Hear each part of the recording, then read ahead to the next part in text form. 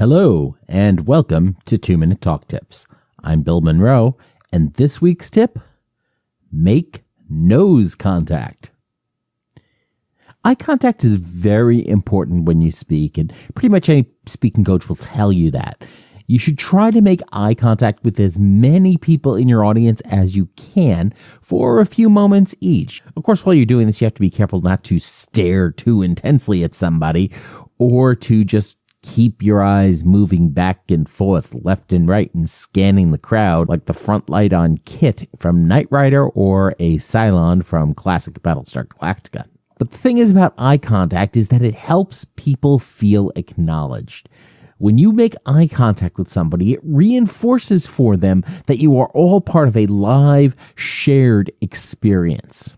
The challenge with eye contact is that some speakers find it uncomfortable. It's hard to get the right feel for it, and looking straight into the eyes of a stranger can seem a little too intimate. It can also spike any anxiety somebody is already feeling as a speaker, and that's not helpful for anyone. The solution is nose contact. No, don't go out and touch somebody's nose. That's just weird. But instead of looking into their eyes, look at the bridge of their nose. The great thing about this is that the audience members are far enough away when they're more than 5 feet from you. They won't know you're just looking at the bridge of their nose. Instead, they'll feel that you are making eye contact, that you are making that connection with them.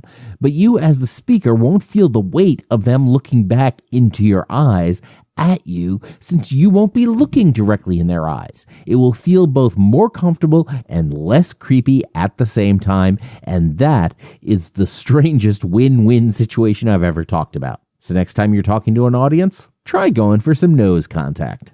Stick around, and after the break, we'll talk about the idea that slow is smooth and smooth is fast.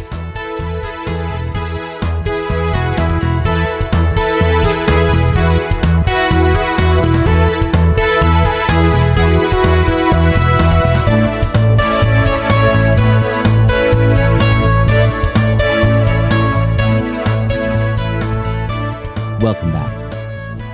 I attend a weekly meeting where folks get together to talk about their job hunt and how to find their next great employment adventure.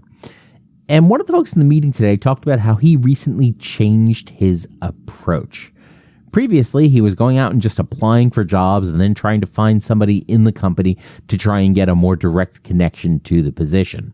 This seemed the quickest, most expeditious way of getting it done, but he wasn't getting a ton of traction. And then he switched it up. He started finding interesting positions, but before applying for them, started working through his network and working through his contacts to try and find somebody in the organization who could be an active referral for him. The end result is that this new process meant he was applying for fewer opportunities, but that each of his applications suddenly became more effective because of that internal referral.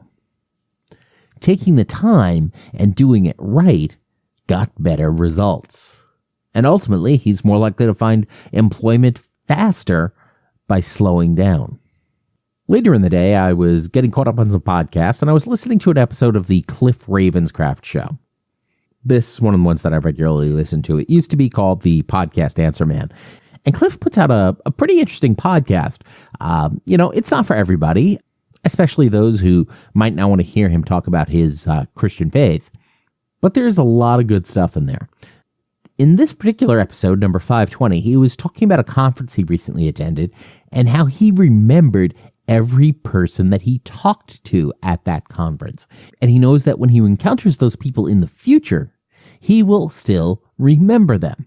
It's because he actually took the time to take notes on each of his conversations after he had them. So he had the person's name and some key bullet points about what they talked about.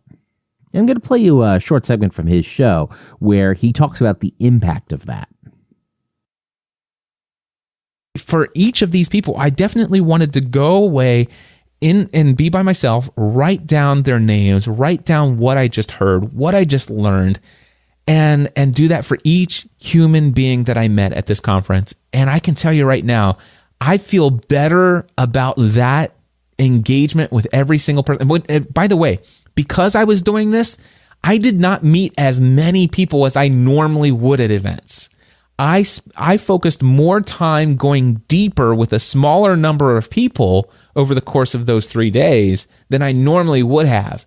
But how deep I went, the opportunity for me to get to know those people and have a potential impact in their lives, not just while I'm there, but to pray for them and to potentially follow up with them, and not just for business purposes, but just because they're human beings who matter. You know what I'm saying? That for me was huge. Now, the key takeaway from this is that Cliff could have rushed through the conference. He could have gone from one conversation to another and had a lot more conversations and talked to a lot more people. And at first glance, that might seem to be a more effective approach to networking. But he would have retained a lot less of that information. Instead, he slowed down. He had a conversation, then he took the notes. He built a foundation so he can build an even stronger relationship in the future. He went slower at that conference to do that conference right. And ultimately, that means since he now has these relationships and he'll retain his memories of these folks, he can build those relationships faster in the future.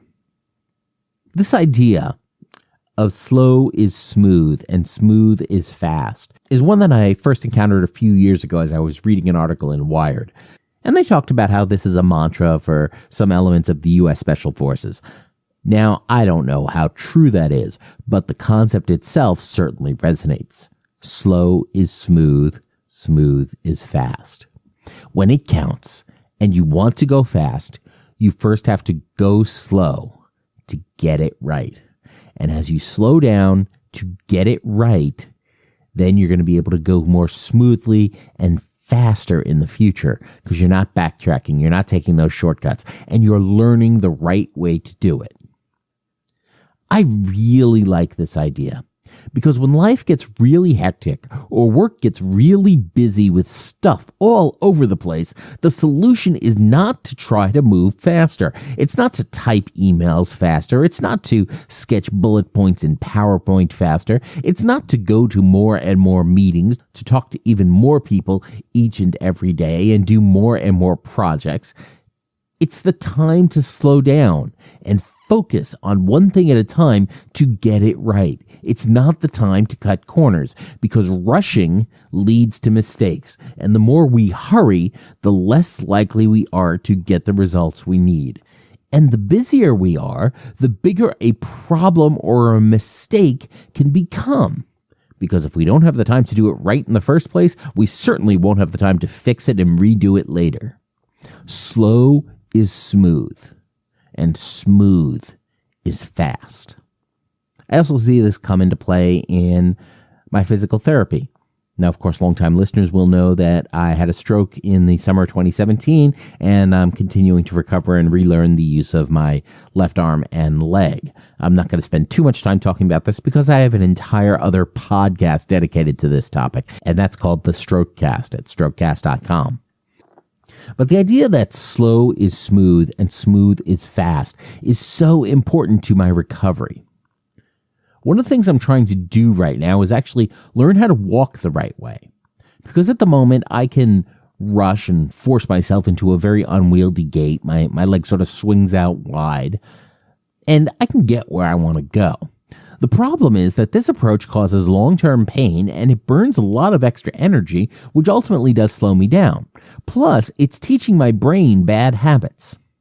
So what I'm doing in physical therapy now is that we're working on going slow.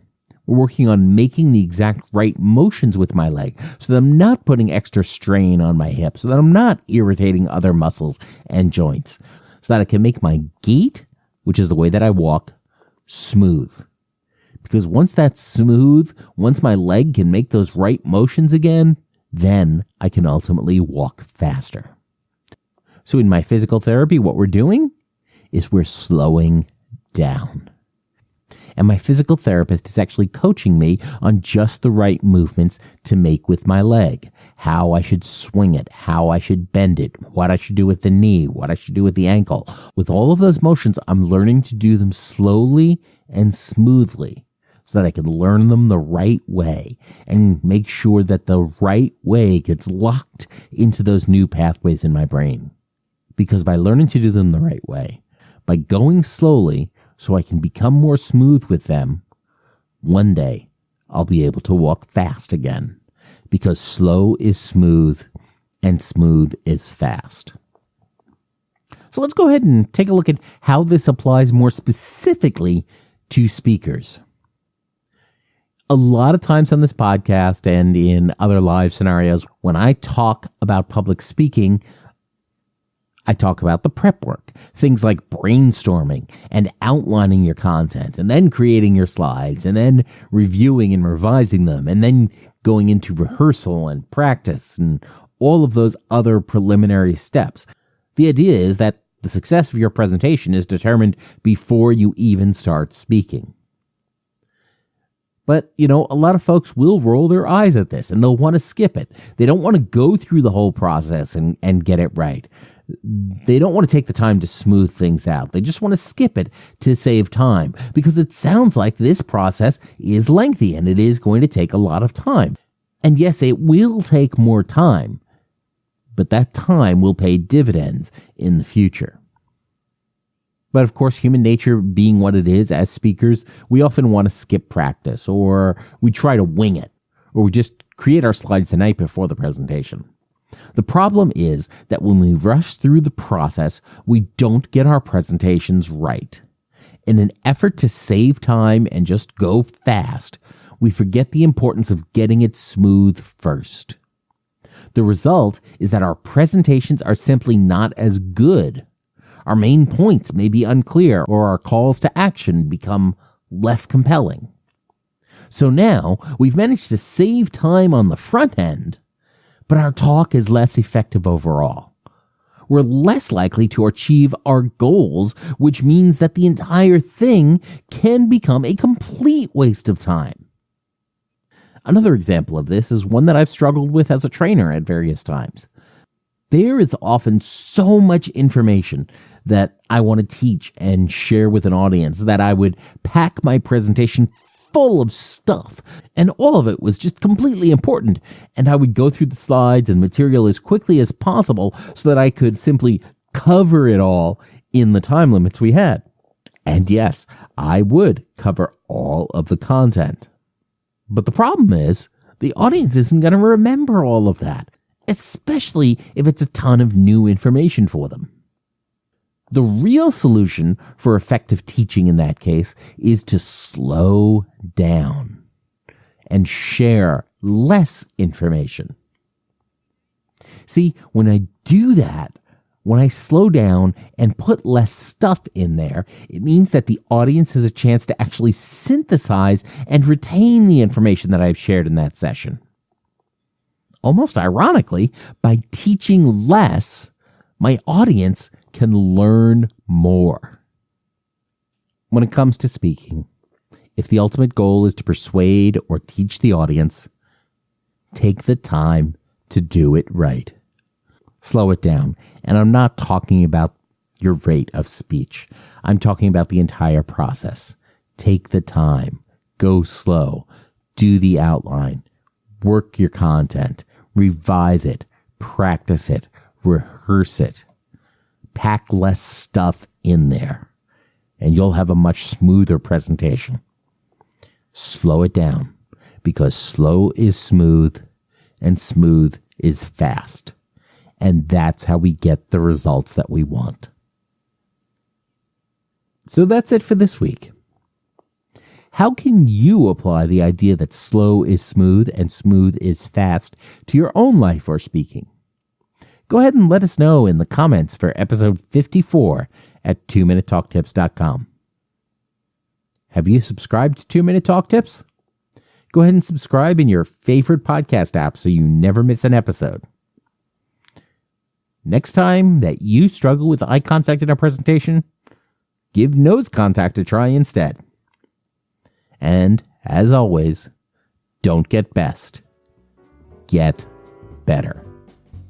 Thanks a lot, and I'll talk to you next week.